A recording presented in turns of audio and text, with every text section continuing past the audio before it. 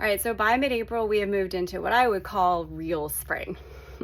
The temperatures are warming. It can still be kind of chilly, but you're going to start seeing a lot of foliage. This is when you have your cherry blossoms, which can start in early April.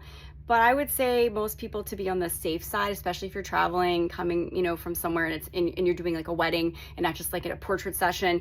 Mid-April through the end of April. So those last 2 weeks in April are probably like the peak time for your cherry blossoms.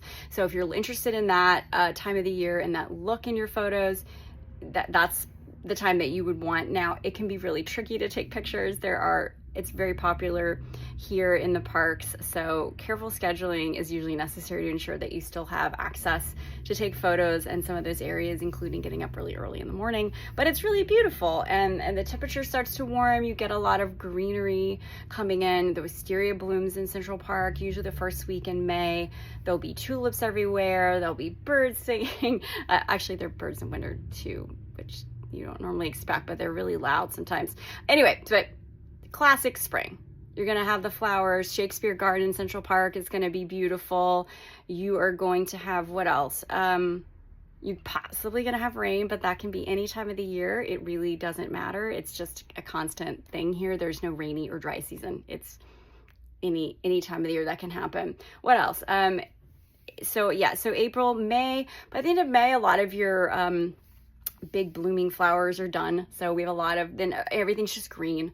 And it can be really beautiful. It can start to get pretty warm even by mid-May. You can get 90-degree days, and more likely we'll have days that are like highs in the 60s in May. But it varies.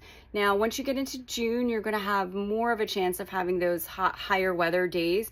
We have had some heat waves at the end of June. So if you're really averse to the heat, you might want to consider that shoulder time, like in April. If you're not as big of a fan or don't care so much about the foliage or planning on doing everything inside, then you could certainly consider March. Although it's still, pretty chilly outside, but you're not going to have the heat.